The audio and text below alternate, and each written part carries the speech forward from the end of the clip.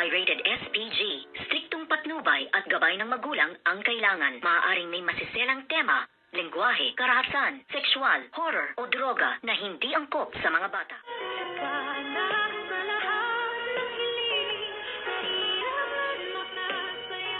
Good morning and welcome sa aking munting channel. At dito nga ay nagpakilala na itong si Madam Chantal. At kinagulat nga ng lahat nang siya ay magsalita na stage at sabihin niya ang kanyang apelyido. At nagulat nga si Doc RJ na related sa kanila ang apelyido nga nitong si Madam Chantal. At sinabi nga niya na siya ay isa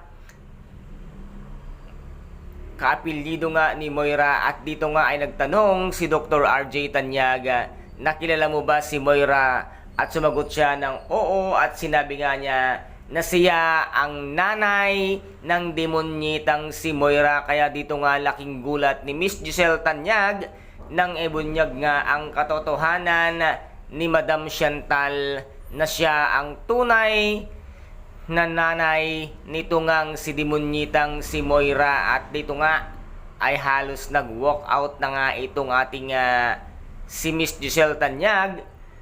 At dito ay tuminanong pa nga ni Madam Chantal si Dr. Annalyn Santos at sumagot naman ito ng maayos at sinabi nga niya na hindi siya nagyayabang at nagmamalaki kahit pasabihin na siya nga ay isang tinaguriang genius ng Apex Medical Hospital bilang isang doktor. At dito naman ay nag-walk out si Miss Giselle at sinabi nga dito ni Doc RJ na pag ginawa mo yan ate ay tuwang-tuwa itong ang si Moira dahil makita niya na tinalo ka ng mami niya. At dito nga ay pinahiya at sinupalpal nitong ang si Miss Giselle Tanyag itong si Madam Chantal na isa ay isa lamang isa sa mga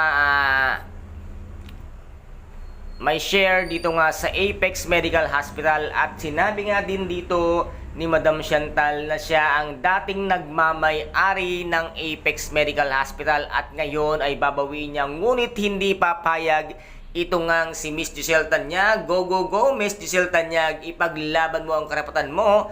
At dito nga ay maraming natuwa ng mga netizens dahil nga napakagaling at napakahusay ditong sumagot ni Miss Giselle Tanyag para masupalpal at mapahiya nga itong si Madam Chantal na unang-una pa lang at nagpaklala pa lang ay mayabang na, katulad nga ng magaspang na pag-uugali nga nitong demonyitang si Moira. At dito nga ay umabot na rin sa kaalaman nitong nga bruhang si Zoe na buhay pa pala ang kanyang lola at ngayon nga ay isa na sa mga stockholder ng Apex Medical Hospital. Ngunit ayaw nga puntahan at makipagkilala nga nitong si Zoe. At nasabi nga ni Zoe na kung masama ang kanyang mami, malamang na magiging mas masama pa ang kanyang nanay dahil nga noon pa lamang bata siya at sinilang siya ay hindi na ipinakilala ng kanyang mami demonyitang Moira ang kanyang lola sa kanya dahil nga daw ito ay masama ang ugali ng kanyang lola Chantal. And guys, ito po ang ating pakaabangan mamayang hapon dito nga sa Abot Kamay na pangarap na kung sana'y napaka-intense at kapanapanabik ang bawat eksena. At kung nagustuhan po ninyo ang aking videos for today, paki-subscribe na lamang po ng aking channel, paki-like and share para maging update kayo sa lahat ng gagawin kong videos. Maraming salamat po. Ingat, God bless and bye-bye!